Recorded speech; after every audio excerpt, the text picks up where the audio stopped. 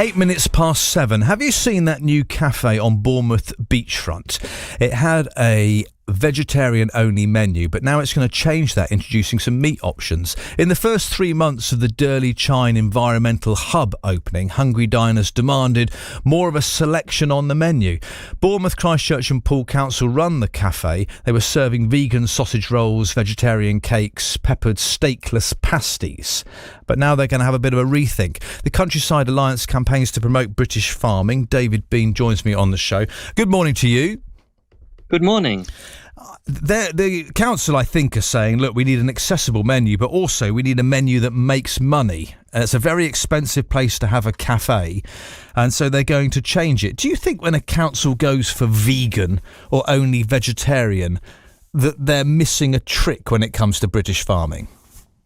I think they almost certainly are, yes. I mean, if they wanted to have a set of menu options that were designed with sustainability in mind, as seems to be part of the purpose of this, then they would have done a lot better to focus on the sourcing of local produce of all types, be it vegetables and meat. You say local produce, David. Let's cut to the chase here. That council's got to make money, but it's also got to have a price point that people will look at and go, right, that's what I can afford. I've got my family in Bournemouth. And often, if you only source locally, because of the volume that's made, may not be the same as the larger manufacturers, it costs more money. No, that's true. I mean, I think it's probably likely that they would be looking for products from smaller producers in any case, based on the type of operation that they seem to be running there. Obviously, the commercial decision is a matter for them, and I agree, though, that clearly price point is something that they're going to need to take in mind. It's not really for me to tell them how to run their business, but I do think it's slightly odd that when they say that they made their original choices for the menus based on data and trends, they missed what was clearly the biggest datum, which suggests that something like 84% of the population will include meat in their diets. So it was unusual for them to miss that when they were doing their research. However, I think it is probably a good thing in the end that they have listened to their customers' feedback and changed their minds about it. Has the Countryside Alliance ever crunched the data when it comes to... We're getting into the minutiae of things, David, so you can swerve this. But when it comes to the amounts of pollution and carbon that it takes to produce locally sourced meat-based products against a vegan product, against a vegetarian product, have you ever actually looked at it and broken it down and gone, do you know what, there's very little in it?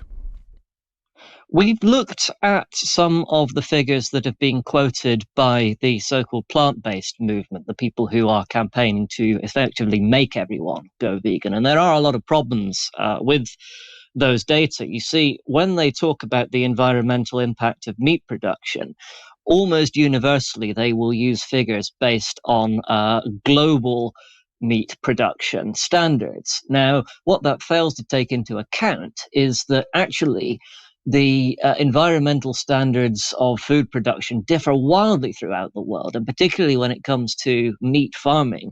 We have some of the most sustainable production methods in the world. So one of the reasons why I suggest that focusing on local sourcing is better for environmental reasons is that you will then be sourcing produce that are formed to our far better standards of environmental performance and of animal welfare by doing that. So if that's something that you want to concentrate on, then that's a good way of doing it.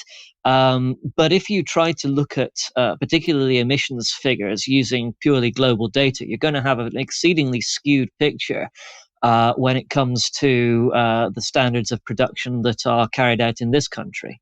It's a tricky beast to deal with, David, isn't it? Because when you're down the beach, if we're all down the beach, and if you haven't seen this new Durley Chine Environmental Hub, it's prime real estate. It's made with weathered wood, recycled products. You can sit and have a coffee gazing at one of the most beautiful beaches on planet Earth. But the people using that are going to range from people who are on a super tight budget or people who have no interest whatsoever in their food choices other than it needs to be the right price point, right the way through to people who care. Perhaps, David, it would be easier to have a cafe that says, as much as possible, this is locally sourced, And that in itself is a great thing for the planet and the local area. I think it would be, yes. I mean, you can tell from the name of the facility and for all the branding about it that they want to do something that is specifically environmental, and that may mean that they're not always targeting margins strictly. They're not just competing there to compete on price, which is, fair enough as a model for them to operate. As you've pointed out, clearly they're going to need to remain profitable, since this is ultimately a public-owned facility, and they're going to be accountable to the local ratepayers for its performance and for its profitability. But I don't think it's unreasonable to have an environmental focus. I'm simply suggesting that, yes, focusing, if they want to do that, then focusing on local sourcing and local produce is probably going to be, in the longer term, a better way of achieving that goal than simply saying, well, we're just going to exclude meat from the menu. David, thank you for your time this morning. David Bean from the Countryside Alliance. Your thoughts on that cafe, Bournemouth, Christchurch and Poole Council. They want it to be that environmental hub. They want it to resound with an ethical message. But currently their vegetarian-only menu is going to have meat options from customer feedback. So they would say, look, we've listened to the customers. We're not retailing enough product, and the customers would like to see a little bit more diversity in there. But also to have that theme of being sort of, I don't know, what would we say, ethically sound, ethically responsible. That's part of the theme of the place. Your thoughts on that? How do you shop, choose the products you buy perhaps as well when you're out and about? Does it bother you in any way? Nice to see the headline there, vegetarian only menu now is going to have meat options. The irony.